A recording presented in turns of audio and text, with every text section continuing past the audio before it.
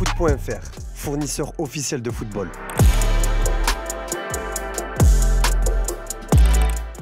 Bonjour tout le monde et bienvenue dans ce nouveau JT Foot Mercato. Alors que Paul Pogba a multiplié les déclarations d'amour à l'encontre de la Juventus Turin et proposé de réduire son salaire pour y rejouer, le club italien est visiblement déterminé à se séparer de son milieu de terrain français. Sport Mediaset et la Gazzetta dello Sport assurent que les appels du pied de la pioche ne seront pas entendus, quand bien même il a proposé de baisser son salaire de moitié. Pour rappel, son salaire était de 10 millions d'euros, bonus compris. Mais malgré cette proposition de réduction de salaire, Pogba n'est pas intégré au projet. Sport Mediaset écrit même que les Bianconeri ne veulent pas réintégrer le français et sont prêts à une résolution unilatérale. Elle sera décidée d'ici janvier. La Gazzetta dello Sport confirme de son côté que les discussions entre les deux parties continuent toujours pour trouver un accord sur la résiliation du contrat et que la Juve envisage une décision unilatérale si aucun accord n'est trouvé. L'autre option est également de le vendre lors du mercato hivernal et la destination la plus probable reste la MLS, écrit le journal italien. On sera de toute façon fixé dans les prochains mois.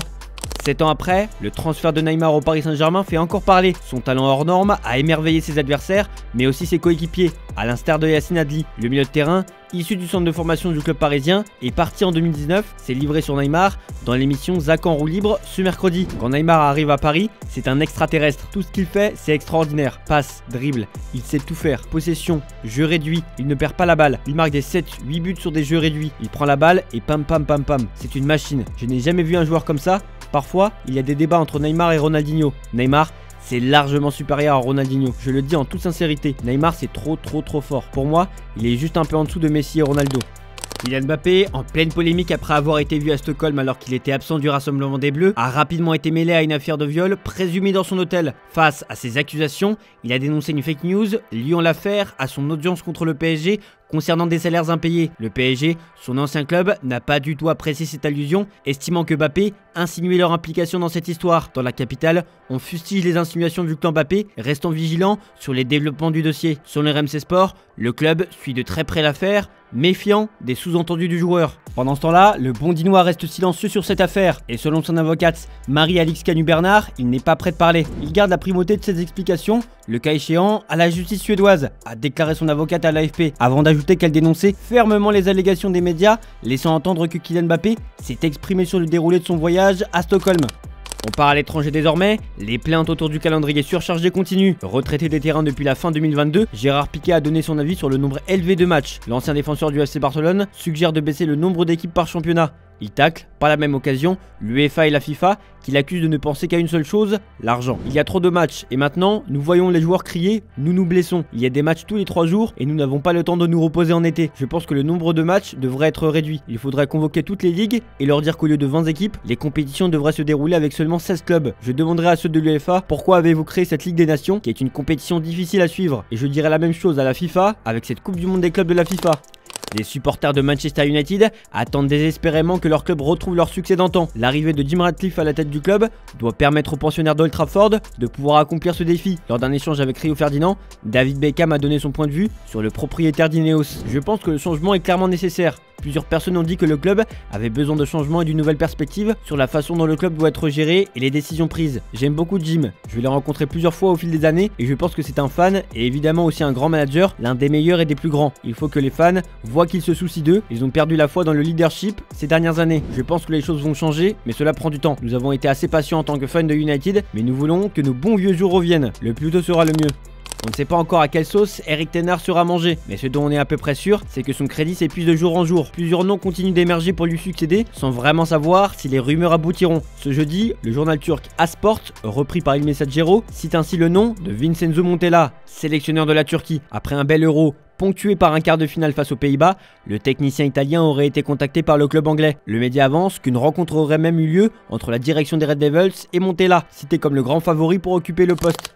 Parlons de l'avenir de Pep Guardiola avec Manchester City. Pour l'expert en finance de football Kieran Maguire, qui s'est exprimé au sujet du procès de City, Pep Guardiola pourrait rester au club, même en cas de lourdes sanctions. Si pour Maguire, l'aspect sportif ne dérangeait pas Guardiola, au contraire, les rapports brouillés avec ses dirigeants pourraient tout de même mettre le feu aux poudres le cas échéant. I suspect in his own mind, he's probably 99% certain as to what he's going to do next summer. He's a very intense individual.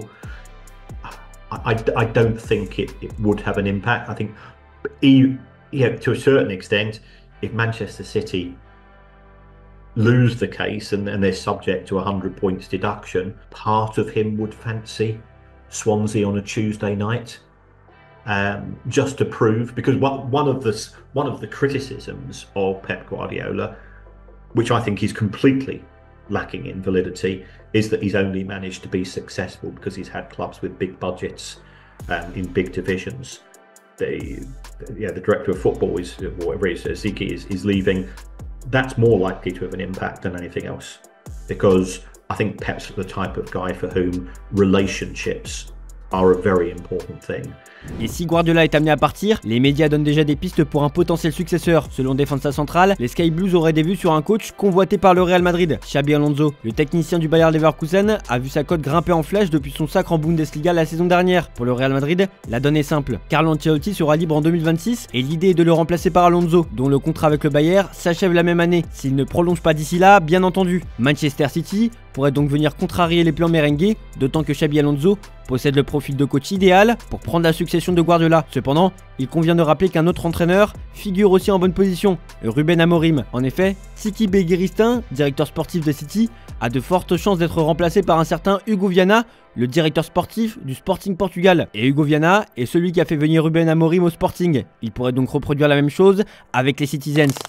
Forbes a publié son fameux classement des footballeurs les mieux payés au monde. Cristiano Ronaldo, Lionel Messi et Neymar sont sur le podium comme l'année passée. CR7 va empocher un peu plus de 262 millions d'euros en 2024, un montant qui comprend son salaire à Al Nasser et ses revenus extrasportifs. Jamais bien loin du portugais, on retrouve Lionel Messi. La Pulga va mettre la main sur 125 millions d'euros cette année. Neymar prend place derrière lui. Le joueur d'Al Hilal a gagné un peu plus de 100 millions d'euros. En 4ème position vient Karim Benzema. Forbes indique que le Noébé, qui gagne une place par rapport à l'an dernier, a touché un pactole, à savoir 95 millions d'euros. 4ème l'an dernier avec 100 millions d'euros. Kylian Mbappé perd une place au classement et aussi un peu d'argent. Malgré tout, il n'est pas malheureux puisqu'il a gagné environ 83 millions d'euros. Derrière les deux footballeurs tricolores, on retrouve Erling Haaland avec 55 millions d'euros, Vinicius Junior avec 50 millions d'euros, Mohamed Salah 49 millions d'euros, Sadio Mané 48 millions d'euros et Kevin De Bruyne 36 millions d'euros.